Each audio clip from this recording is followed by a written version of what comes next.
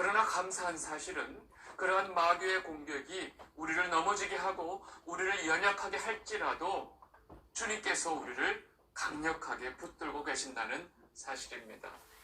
여러분, 우리는 우리의 삶 속에서 이 마귀와 이 마귀의 세력들이 어떻게 성도를 공격하고 어떻게 미혹하는지 분명히 알아야 그 공격에 대해서 우리가 대비할 수 있습니다. 그래서 오늘은 이 마귀의 세력들이 어떤 전략으로 또 어떤 방식으로 성도들을 미혹하는지 아주 집중적으로 좀 알아보도록 하겠습니다. 오늘 우리는 이 요한계시록 13장의 내용을 통해서 이러한 것을 알게 될 텐데, 여러분, 요한계시록 13장에는요 마귀의 세력이 어떻게 교회를 미혹하는지를 아주 자세하게 설명을 하고 있습니다. 흥미로운 사실은 이 마귀의 세력도 하나님을 흉내내면서 아주 똑같이 삼위일체 하나님의 사역의 형태를 그대로 모방하고 있다는 것입니다. 다시 말해서 하나님 아버지가 계시고 또 이 땅에 내려오신 예수 그리스도가 계시고 그리고 또 예수의 영이신 성령 하나님께서 사역하는 이 삼위의 하나님께서 사역하시는 방식을 마귀도 그대로 모방을 하고 있다는 것입니다.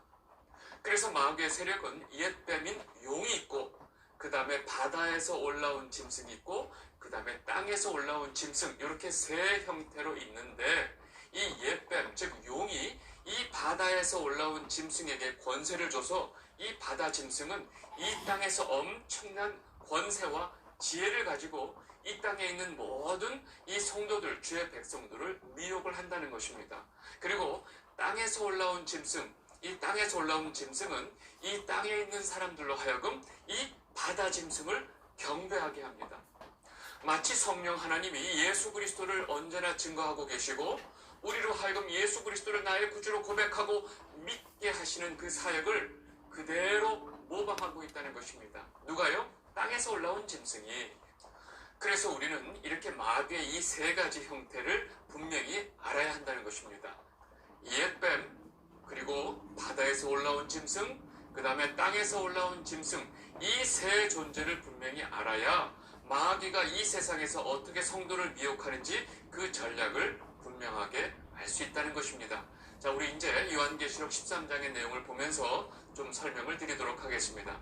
요한계시록 13장 1절에서 2절입니다. 내가 보니 바다에서 한 짐승이 나오는데 뿔이 10이요 머리가 7이라. 그 뿔에는 10왕관이 있고 그 머리들에는 신성 모독하는 이름들이 있더라. 내가 본 짐승은 표범과 비슷하고 그 발은 곰의 발 같고 그 입은 사자의 입 같은데 용이 자기의 능력과 보좌와 그 권세를 그에게 주었더라. 여러분, 지금 13장 처음에 나오는 이 짐승이 바로 바다에서 올라온 짐승을 설명하고 있습니다. 여러분, 바다에서 올라온 짐승은 뿔이 10개가 있고 머리가 7개고 그 다음에 뿔에는 10왕관이 있다고 합니다.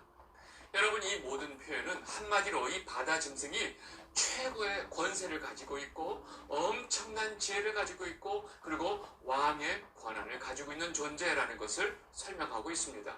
그리고 이 짐승의 모습을 표범 같고 곰 같고 사자 같다고 표현을 합니다. 여러분, 결정적으로 이 바다 짐승이 가지고 있는 이 모든 권세와 지혜는 누가 줬다고 설명하고 있죠? 바로 용이 주었다고 설명하고 있습니다.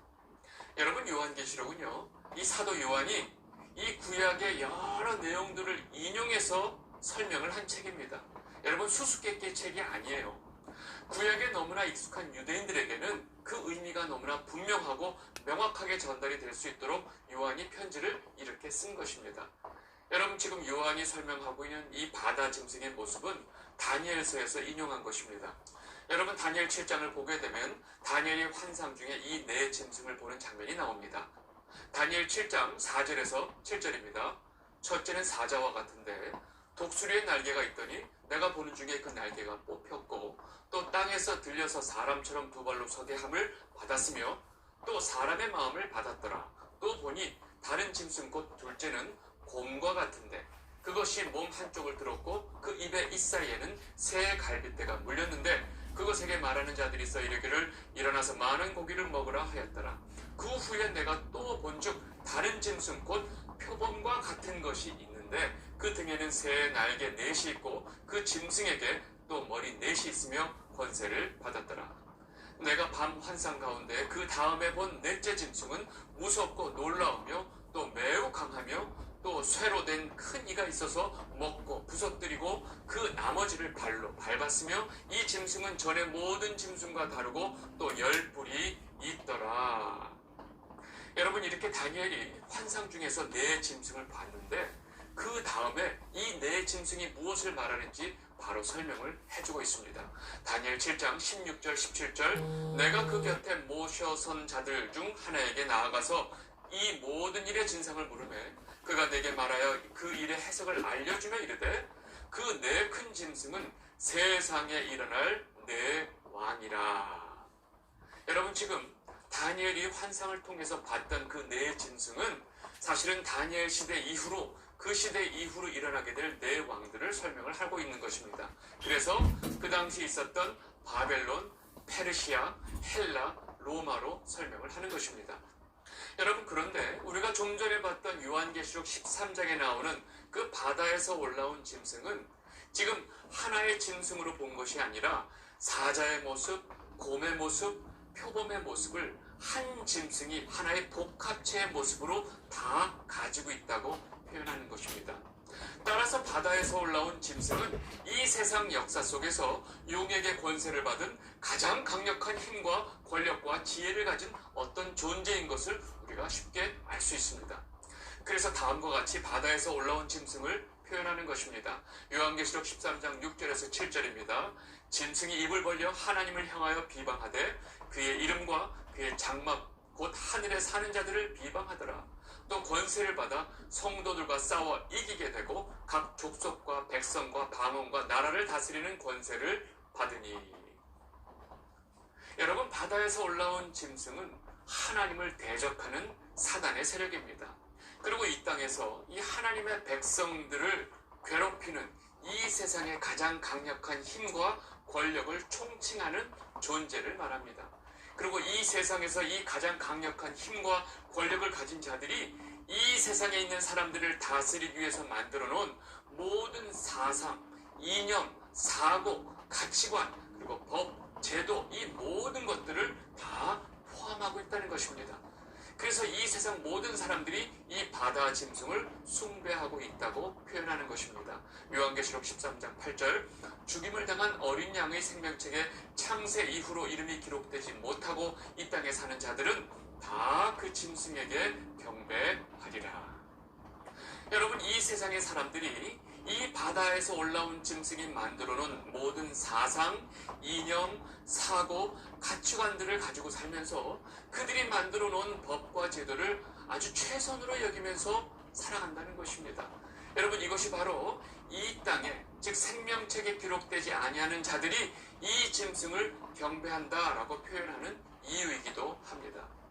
여러분, 그래서 성경은 분명하게 우리 성도에게, 즉 하나님의 백성들에게 이 세대를 본받지 말라라고 분명하게 경고를 하는 것입니다. 로마서 12장 2절 너희는 이 세대를 본받지 말고 오직 마음을 새롭게 함으로 변화를 받아 하나님의 선하시고 기뻐하시고 온전하신 뜻이 무엇인지 분별하도록 하라. 아멘. 여러분, 지금 이 말씀 속에서 말하는 이 세대는 마귀에게 권세를 받은 바다 짐승이 만들어온 세상의 모든 것들을 말하고 있습니다.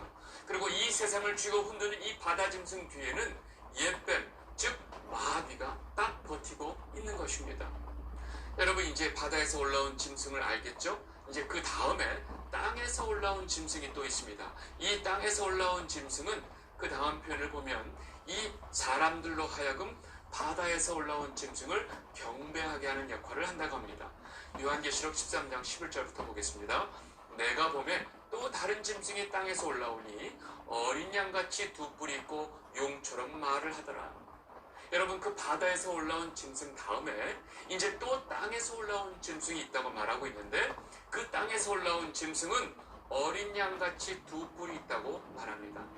여러분, 어린 양같이란 표현을 잘 보셔야 돼요. 마치 어린 양 예수의 능력처럼 보이는 권세를 가지고 있다는 겁니다. 그래서 이 땅에서 올라온 짐승이 이적을 행할 수 있는 것입니다. 요한계시록 13장 13절 큰 이적을 행하되 심지어 사람들 앞에서 불이 하늘로부터 땅에 내려오게 하고. 여러분, 땅에서 올라온 짐승이 행하는 이적을 보고 사람들은 마치 예수님의 능력으로, 주님의 능력으로 오해하도록 이렇게 능력을 행할 수 있는 자라는 것입니다. 그런데 이 땅에서 올라온 짐승은 그 입에서 용처럼 말을 한다고 합니다. 여러분, 다시 말해서 용처럼 말을 한다는 얘기는 뭐예요? 마귀의 말을 한다는 것입니다. 여러분, 땅에서 올라온 짐승은 예수의 능력 같은 이적을 행하면서 동시에 그 입에서는 마귀의 말을 하는 자가 바로 이 땅에서 올라온 짐승이라고 분명히 설명하고 있습니다. 여러분, 잘 생각해 보세요. 사람들의 그 심각한 병들을 고쳐주고 장풍으로 사람들을 넘어뜨리고 사람들 입에서 이상한 소리가 나오도록 만드는 것, 이런 이적을 행하면서 동시에 그 입에서는 이 세상에 살면서 돈과 성공이 가장 중요하다고 가르치고 이것이 마치 하나님의 복이라고 가르치는 자들, 이들이 바로 땅에서 올라온 짐승이라는 것입니다. 여러분, 감이 오세요? 요한계시록 13장 12절입니다. 그가 먼저 나온 짐승의 모든 권세를 그 앞에서 행하고 땅과 땅에 사는 자들을 처음 짐승에게 경배하게 하니 곧 죽게 되었던 상처가 나은 자니라. 여러분, 이 땅에서 올라온 짐승의 가장 중요한 역할은 이 땅에 사는 사람들로 하여금 먼저 올라왔던 그 바다 짐승을 경배하게 한다는 것입니다. 여러분, 바다 짐승이 뭐였어요? 이 세상을 다스리는 엄청난 권세와 지혜를 가지고 있는 그 존재죠. 여러분, 다시 말해서 이 세상의 힘과 권력을 따르게 하고 그들이 만들어 놓은 모든 사고와 가치관을 따르도록 만드는 자들이 바로 이 땅의 짐승들의 역할이라는 것입니다. 여러분, 나중에 이렇게 사람들을 미혹하고 용에게 권세를 받은 이 바다 짐승을 경배하게 하던 그 땅의 짐승이 잡히면서 그 정체가 밝혀집니다. 요한계시록 19장 20절입니다. 짐승이 잡히고 그 앞에서 이적을 행하던 거짓 선지자도 함께 잡혔으니 이는 짐승의 표를 받고 그의 우상에게 경배하던 자들을 이적으로 미혹하던 자라. 이 둘이 산채로 유황불 붙는 못에 던지우고. 여러분, 사람들 앞에서 엄청난 이적을 행하면서 바다 짐승, 즉 이 세상의 힘과 권력을 숭배하게 하고 경배하도록 미혹했던 이 땅의 짐승의 정체는 바로 거짓 선지자라는 것입니다. 여러분, 이 시대의 거짓 선지자는 이 가짜 목사들을 포함해서 가짜 복음, 거짓 영으로 성도들을 미혹하는 모든 자들을 말합니다. 여러분, 사람들이 미혹될 수 있는 온갖 이적들을 다 행하면서 이 세상의 힘의 원천인 돈, 성공을 숭배하도록 하는 모든 자들이 다 거짓 선지자라는 것입니다. 그리고 그 거짓 선지자들 자신들 역시 돈을 숭배하는 자들입니다. 여러분, 마귀가 예수님을 유혹할 때도 나에게 절하면 내 눈에 보이는 이 세상을 너에게 다 주겠다고 유혹을 합니다. 언제나 마귀의 세력들이 미혹하는 방법은 이 세상의 눈에 보이는 힘과 권력으로 유혹을 한다는 것입니다. 마태복음 4장 8절에서 9절입니다. 마귀가 또 그를 데리고 지극히 높은 산으로 가서 천하 만국과 그 영광을 보여 이르되 만일 내게 엎드려 경배하면 이 모든 것을 내게 주리라. 여러분, 마귀가 예수님을 미혹하고 시험하는 방식도 이와 같았어요. 여러분, 마귀가 인간을 유혹하는 방법, 미혹하는 방법은 언제나 똑같습니다. 왜냐하면 그 방법이 모든 인간들에게 가장 잘 먹히는 방법이기 때문에 그렇습니다. 예수 믿으면 병이 낫고 예수 믿으면 부자가 되고 예수 믿으면 성공한다고 가르치는 모든 목사들이 바로 다 여기에 해당된다는 것입니다. 하나님의 복을 받은 자들은 이 땅에서 부자로 살게 된다는 소리를 아주 대놓고 하는 목사들이 아주 천지에 깔려 있습니다. 예수 믿으면 부자 되고 예수 믿으면 병이 낫고 사업이 성공하고 자식들이 잘 되고 오래 살고 이 모든 것이 하나님 주시는 축복이라고 대놓고 떠드는 목사들이 이 땅에서 올라온 짐승들이라는 것입니다. 여러분, 이렇게 사람들을 미혹하고 속여서 자신들 또한 엄청난 부를 누리고 사는 목사들이 다 거짓 선지자다라고 보시면 됩니다. 성경은 분명하게 그러한 땅에서 올라온 짐승, 거짓 선지자들이 어떻게 되는지 그 결국을 분명하게 설명하고 있습니다. 요한계시록 19장 20절 다시 보겠습니다. 짐승이 잡히고 그 앞에서 이적을 행하던 거짓 선지자도 함께 잡혔으니 이는 짐승의 표를 받고 그의 우상에게 경배하던 자들을 이적으로 미혹하던 자라. 이 둘이 산채로 유황불 붙는 못에 던지우고. 아멘. 여러분, 지금 저와 여러분이 살고 있는 이 세상은 이 바다에서 올라온 짐승에 의해서 이 힘의 논리로 지배되는 세상입니다. 그리고 우리의 구체적인 삶 속에서 그 힘의 위력은 막강합니다. 여러분, 돈이 있어야 살 수 있고, 돈이 많아야 힘이 있고, 또 돈으로 인해서 지위와 권력이 있어야 사람답게 살 수 있다는 생각이 우리의 마음과 사고와 가치관의 기본으로 깔려 있습니다. 여러분, 여기서 벗어나서 어떤 생각도 할 수 없다는 것입니다. 왜냐하면 이 세상이 그 용의 권세 아래 있고, 그 바다 짐승의 권세 아래 있고, 그리고 아주 활발하게 활동하고 있는 땅의 짐승의 즉 거짓 선자들의 영향력 아래 있기 때문에 그렇습니다. 여러분, 그러다 보니까 이 땅에서 올라온 짐승, 즉 거짓 선자들은 우리가 하나님을 믿고 예수 그리스도를 나의 구주로 믿고 사는 이 삶과, 즉 이 세상의 힘의 논리를 연결을 시켜버립니다. 그래서 우리가 예수님을 믿고 신앙생활하는 목적도, 기도하는 목적도 결국 이 세상에서 돈 많이 벌고 성공하고 건강하고 자식들이 잘 되고 남들보다 더 잘 살아야 하는 것으로 연결을 시켜버립니다. 그래서 하나님께서 주시는 은혜와 복을 이 세상, 즉 생명책에 기록되지 않은 자들이 원하고 바라는 그 세상 복과 똑같은 것으로 연결을 시켜버립니다. 여러분, 왜냐하면 이 땅에서 올라온 짐승 거짓 선자들은 이 땅에 있는 사람들로 하여금 바다 짐승이 만들어 놓은 모든 이 세상의 힘과 권력을 경배하도록 하는 자들이기 때문에 그렇습니다. 여러분, 심지어 이 땅에서 올라온 거짓 선자들이 이적까지 행하면서 사람들을 미혹하니까 대부분의 사람들은 이 미혹에 넘어가게 되어 있다는 것입니다. 제가 여기서 여러분들께 질문을 하나 드리겠습니다. 여러분들은 이 땅에서 올라온 짐승, 즉 거짓 선자들의 미혹에 넘어갔을까요? 넘어가지 않았을까요? 여러분, 그동안 여러분들의 마음이 약해지고 하나님을 원망하고 힘들어하고 낙심하고 괴로워했던 그 모든 마음들이 결국은 이 거짓 선자의 미혹에 넘어간 결과라는 사실을 여러분들 좀 이해하실 수 있겠어요? 여러분, 성도는, 즉 하나님의 백성은 이 땅에 다른 모든 사람들이 바라고 원하는 것을 얻기 위해서 예수님을 믿고 하나님을 믿고 따르는 사람들이 아닙니다. 맞죠? 여러분, 여기서 헷갈리시면 안 돼요.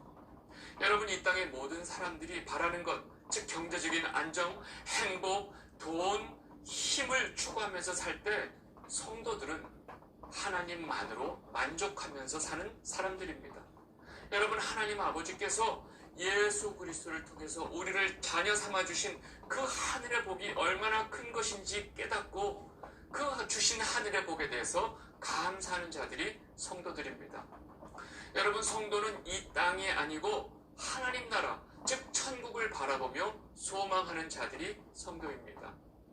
여기까지 말씀을 드리면 이제 속으로 계속 불편한 생각들이 들기 시작하는 분들이 분명히 계실 것입니다. 지금 목사님이 하는 말 다 알겠는데 지금 우리가 돈 한 푼 없이 하루도 살 수 없다는 걸 모르시나요? 돈 한 푼 없이 단 하루도 살 수 없는 세상에 우리가 살고 있고, 우리가 천국만 바라보면 하늘에서 무슨 떡이 떨어지냐고 반문하시는 분이 분명히 계실 것입니다. 맞습니다. 이 땅은 정말로 물질과 돈으로부터 100% 자유할 수 없는 세상입니다. 여러분, 모든 시대가 마찬가지였습니다. 여러분, 역사 이래로 모든 사람들이 살던 시대에서 황금은 만능이었습니다. 여러분, 그래서 예수님께서 다음과 같이 말씀을 하셨습니다. 마태복음 6장 31절 32절, 그러므로 염려하여 이르기를 무엇을 먹을까, 무엇을 마실까, 무엇을 입을까 하지 말라. 이는 다 이방인들이 구하는 것이라. 너희 하늘 아버지께서 이 모든 것이 너에게 있어야 할 줄을 아시느니라. 아멘. 여러분, 지금 우리가 이 땅에 살면서 우리가 현실적인 삶 속에서 우리에게 무엇이 필요한지를 하나님 아버지께서 다 알고 계신다는 사실을 우리는 놓치면 안 됩니다. 그러면 하시면 뭐하나요? 나는 돈이 없는데, 이렇게 말씀하실 건가요? 여러분, 하나님께서 알기만 하고 아무것도 안 하시나요? 아니에요. 매 순간 우리에게 필요한 모든 것들을 공급하고 계신다는 것입니다. 여러분, 하나님께서 원하시는 것은 우리의 삶의 중심이 어디 있는지, 우리가 정말로 이 땅에서 무엇을 의지하고 사는지를 가장 중요하다고 우리에게 늘 말씀하고 계신 것입니다. 이 영상을 보고 계신 주갈성 성도 여러분, 가장 확실한 사실이 하나 있습니다. 이 세상의 모든 권력과 힘으로 성도를 공격하는 이 마귀의 세력들이 아무리 강하다 할지라도 이 마귀를 손에 쥐고 있는 그 주님께서 우리를 늘 붙들고 계신다는 사실입니다. 우리는 이 사실을 분명히 알고 담대하게 살아야 합니다. 그리고 지금 이 순간까지 우리를 그렇게 든든하게 지켜주신 하나님 아버지의 은혜를 기억하고 감사하시는 한 주가 되시기를 진심으로 바랍니다. 오늘 말씀 여기까지 하도록 하겠습니다. 감사합니다.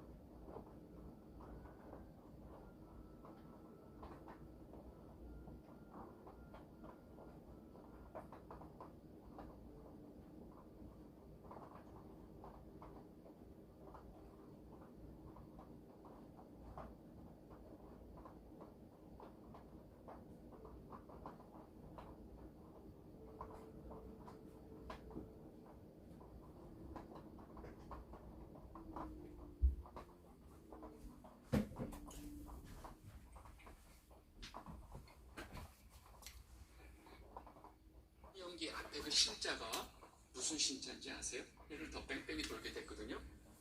그 엄청난 사건을 여호수아가 경험을 했어요. 그때 오직 여호수아하고 갈렙만 하나님께서 우리에게 저 땅을 주셨습니다. 올라가면 됩니다. 라고 얘기했던 딱 두 사람이었어요. 이 경험이 있어요. 그러니까 어설프게 여러 번 보낼 거 없어.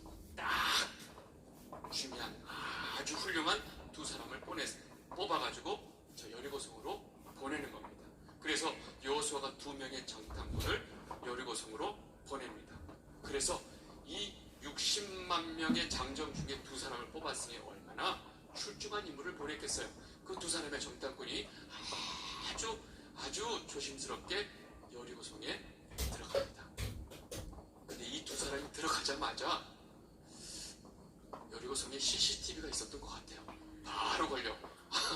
이 성경 보면 혹이 어떤 사람이 이 정탐꾼한테 해가지고 이 여리고 왕이 딱 정보를 입수합니다. 그래가지고 바로 이 군대를 보내요.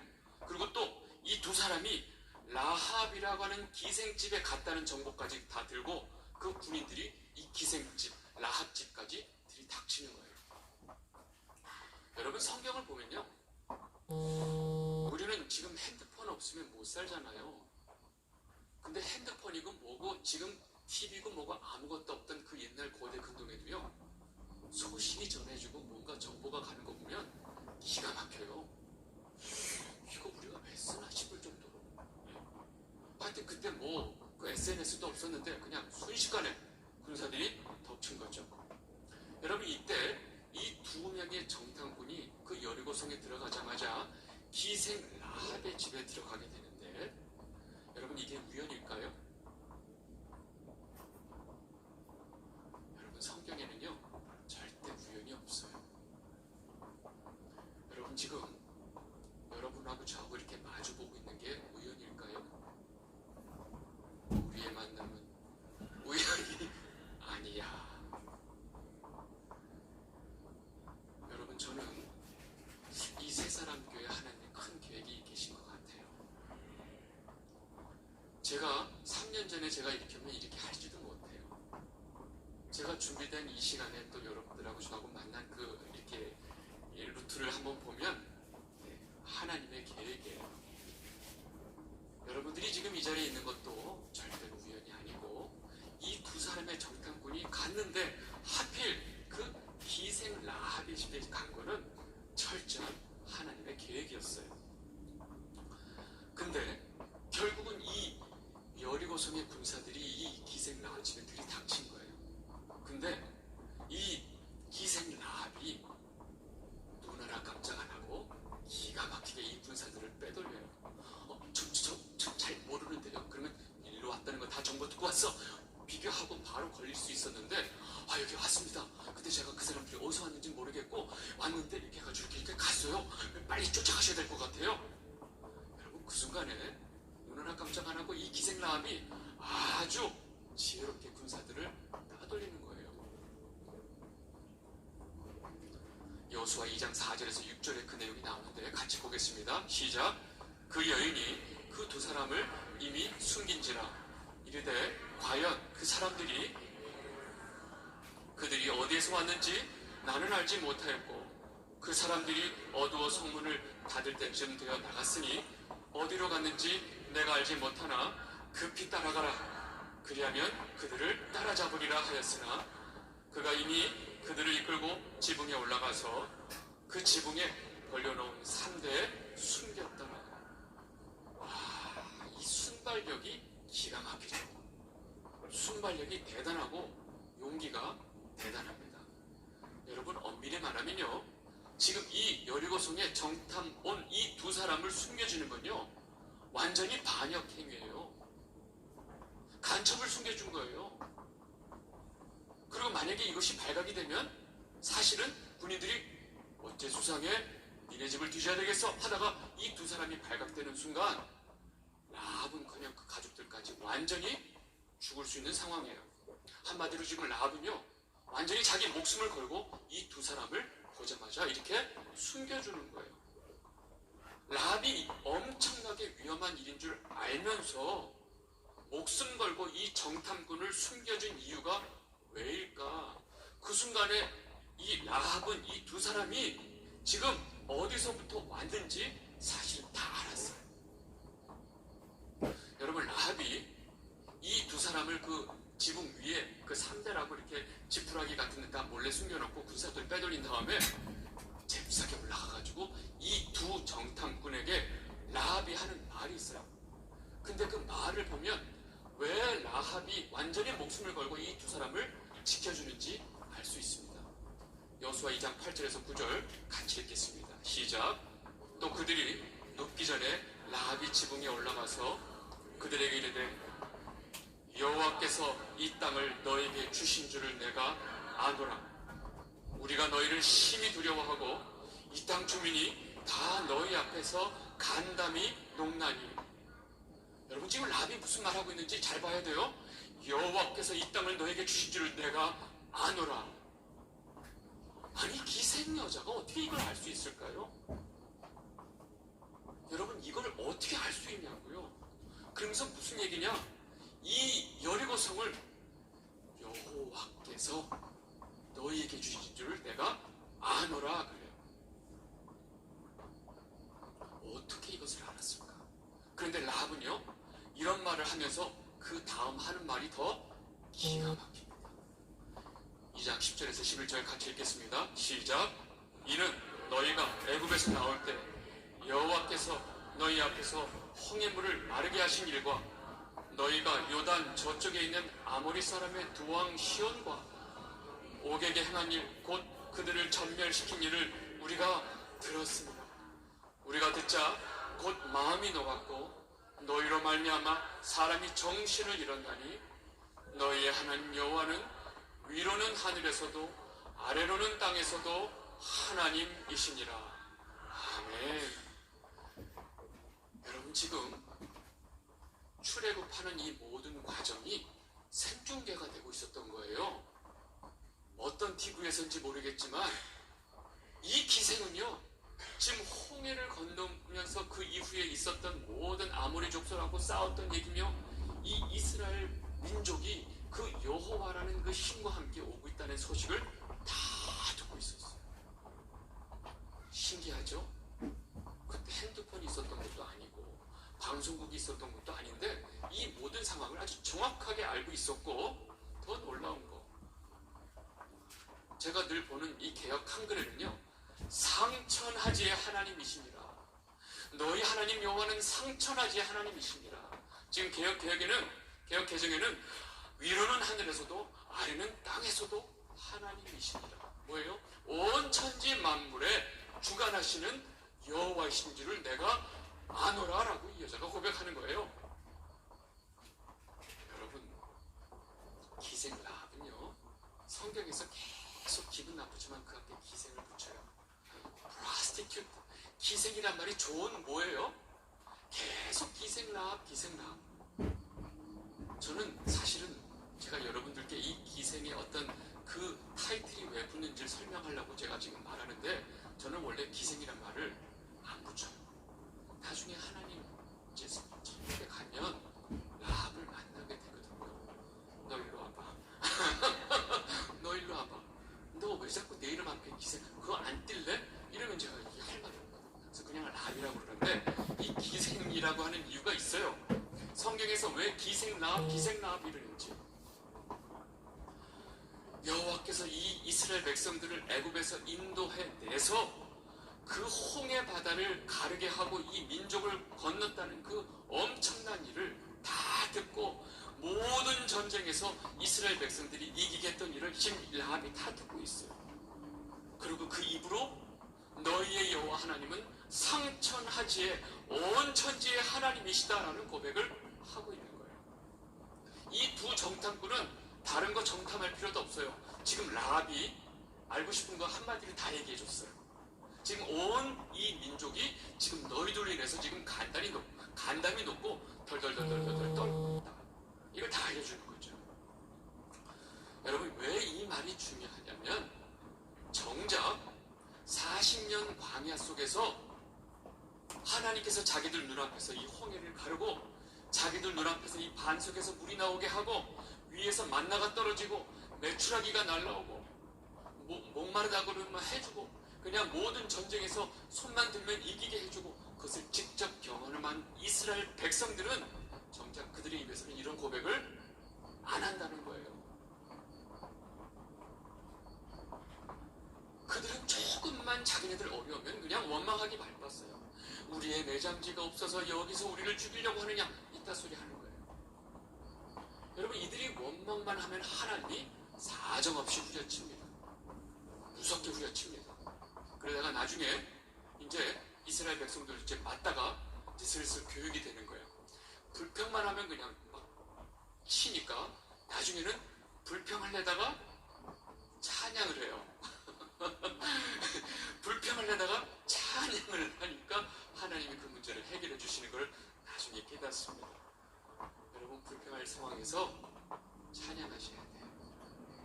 우리가 언제 찬양해야 되느냐? 뭐 우리가 너무 잘 됐고, 뭐 모든 게 좋고, 뭐 어려운 일이 해결, 아니에요. 우리 앞에 엄청난 장애물이 왔을 때, 우리 앞에 도대체 우리 인생이 막힌 것 같았을 때, 우리 인생이 두 쪽 난 것 같았을 때, 그때가 비로소 우리가 찬양할 때라는 것입니다. 이걸 이스라엘 백성들이 그 민수기 40년 광야 동안에 깨닫는 거예요. 여러분, 제가 왜 라합 앞에 기생이 붙어있냐를 설명할게요. 여러분, 당시 여리고성에서는요, 이 라합이 운영하고 있었던 그 집은요, 그 온갖 상인들이 저기서 넘으면서 여리고를 묵었다 가야 돼요. 그러니까 남자들이 저쪽에서 오면서 긴 도보 여행으로 와서 쉬었다가 또 가야 되는 거점이 있어요. 그럼 남자들이 몇 날을 걸어서 와서 상인들이 오면 뭐가 필요해요? 뭐가 필요해요? 일단 네? 음식이 필요하고, 편안히 몸을 쉬어야 되고, 또 하여튼 여러 가지 필요해요. 그걸 토탈 서비스하는 거예요. 그러니까 그 수도 없이 많은 남자들의 그 쉬는 며칠 동안에 필요한 서비스를 다 종합 서비스 센터였죠. 그리고 여기서 기생이라고 하는 말이 뭐냐면, 당시 여리고성뿐만 아니라 모든 이방 지역에는요, 다 바알을 섬겼어요. 바알색을 들어보셨죠? 바알과 아세라. 여러분, 이 이름은 인류 역사에 각 지역마다 이름만 바뀌지 모든 민족이 다 섬기는 신이에요. 이 바알은 풍요를 가져다 주는 신이에요. 그래서 항상 이 바알을 섬기는 이 고린도에도 이 바알 섬기는 게 아주 심했거든요. 근데 이 바알은 남신이고 아세라는 여신이에요. 근데 이 바알 신이 이 땅에 풍요를 주는 방식이 뭐냐면, 이 바알과 아세라가 흥분해서 둘이서 잠자리에 들어가면 이 땅에 풍요가 온다는 거예요. 그래서 남신인 바알과 여신인 아세라가 흥분을 해서 잠자리에 들게 하는 게 바알을 예배하는 거예요. 그래서 이 바알을 예배하는 그 예배 자체가 엄청나게 음란해요. 그래서 결국은 그냥 흔히 말하는 섹스예요. 그래서 남자 여자가 아주 섹스를 하는 게 예배예요. 근데 그러다 보니까 이 바알을 예배하는 곳에는요, 수요 예배도 넘쳐나고요, 금요철 예배도 남자들이 넘쳐나요. 왜? 예배하러. 근데 혼자 예배가 안 돼. 상대가 있어야 돼. 그러니까 너무 점잖게 이렇게 듣고 계시는 느낌이 좀 묘하네요. 편안하게 들으세요. 혼자서 예배 드릴 수가 없어요. 그러니까 거기서 상주하고 있는 이 거룩한 창녀라고 캐도시들이 상주하고 있는 거예요. 그래서 어떤 도시든지 그 거룩한 창녀 캐도시들이 넘쳐났어요. 여러분, 이 라합의 그 기생이란 말이 그 캐도시란 말하고도 연결이 돼요. 다시 말해서 이 라합은 뭐냐면 바알을 섬기는 기생이었어요. 여러분, 한 사회에서 기생이라고 하는 그 역할도 그렇고, 거기다가 바알을 섬기고 있는 이 한 여자가 그 입에서 이스라엘 민족이 이 모든 40년 동안에 돌아가는 그 모든 정보를 듣고 너희의 하나님이 온 천지 만물을 지으시고 온 천지 만물을 주관하시는 상천하지의 하나님이다라는 이 고백은요, 불가능하다는 거예요. 불가능하다고요. 그러면 어떻게 도대체 라합이 그 입에서 이런 고백이 나냐고요. 제가 그 얘기를 하려고 여기까지 온 거예요. 바로 하나님의 택하심과 하나님의 은혜라는 것입니다. 여러분, 이것을 못 놓치면 우리는 아무것도 모르는 거예요. 제가 이것도 모르고 예전에 대학생들, 제가 전도살 때 대학생들, 청년들 모아놓고, 이야, 라합 봐. 라합은 눈이 3개가 있어. 국제 정세를 보는 눈이 있지? 기가 막힌 눈이야. 두 번째, 진짜 신이 어떤 신인지 하나님을 보는 눈이 있었어. 세 번째, 이건 이따 나오지만 남자가 보는 눈이 있었어. 왜? 남자들을 다 알거든. 숱한 남자들을 다 봤기 때문에 진짜 괜찮은 놈이 누군지 알고 있어. 그래서 라합이 나중에 딱 잡은 놈이 기가 막힌 놈이야. 이 눈이 3개 있어야 돼. 근데 제가 여러분들한테 이 얘기를 하려고 보니까 지금 뭐 갑자기 남자 보는 눈 생기면 어떡하려고. 그냥 가치 있는 남자를 그냥 하나님의 형상으로 봐야지. 갑자기 눈 생겨봐야 뭐 큰일 나니까. 여러분, 제가 이렇게 설교를 했는데 그는 완전히 잘못된 설교였다는 거예요. 아니에요. 라합이 국제정세에 밝혀있고 아니고, 도저히 불가능, 하나님을 깨달을 수 없는 도저히 불가능한 상태에 있는 그 라합을 하나님이 일방적으로 택해 주신 거예요. 그리고 그에게 은혜를 베풀어 주신 것입니다. 이것이 가장 중요합니다. 여러분, 결국 라합은요, 이 두 정탐꾼에게 모든 중요한 소식을 전하고, 빨리 이 밤이 지나기 전에 빨리 당신들은 가야지, 저 군사들이 없는 거 알고 다시 와서 걸리면 큰일 납니다 해가지고 이 벽으로 이 두 정탐꾼을 달아냅니다. 그런데 라합이 이렇게 목숨을 걸어놓고 그냥 보낼 리가 없죠. 이들의 목숨을 살려준 대가로 딜을 들어가야 돼요. 내가 이렇게 당신들을 숨겨놨으니 당신들이 이 여리고를 쳐들어올 때 나와 내게 속한 모든 가족들을 살려주십시오. 그 약조를 하셔야 됩니다. 알겠소 하고 지금 이 자신들의 가족들 목숨을 대가로 얻어내는 거죠. 그리고 이 가족들의 목숨을 위해서 지금 이런 일을 다 하면서 마지막 이제 이들을 달아내요. 그래서 그 자기 집에 있는 그 붉은 줄로, 그때 또 붉은 줄이 나와요. 붉은 줄로 끈을 매달아가지고 한 명을 내리고 또 한 명으로 이제 내리고 있는데, 이 라합은 위쪽에서 내리고 있고 이 바람 내려서 이 밑에서 내려가고 있는 정탐꾼 중에 하나가 딱 줄을 매잡고 라합에게 얘기를 해요. 제 얘기를 잘 들으십시오. 지금 우리를 지금 달아매는 이 붉은 줄을 당신 온 가족들을 한 집에 모아놓고 우리가 쳐들어올 때 이 붉은 줄을 집에다 꼭 매십시오. 그 붉은 줄을 보고 우리가 쳐들어올 때 당신 집은 보호할 것입니다 하고 딱 약조를 해요. 그러니까 지금 라합은 이 창문 밑으로 매달고 있고, 지금 정탐꾼 하나는 밑에 있고 그 위에 있는 정탐꾼이랑 둘이서 이렇게 위에를 보고 얘기하고 있는데, 요때 문제가 생겨요. 여자 라합이 하는 행동 보니까 너무 지혜롭고 너무 야물딱지게 일을 하는 거야. 그리고 이건 제 추측이에요. 라합이 얼굴이 좀 된 것 같아.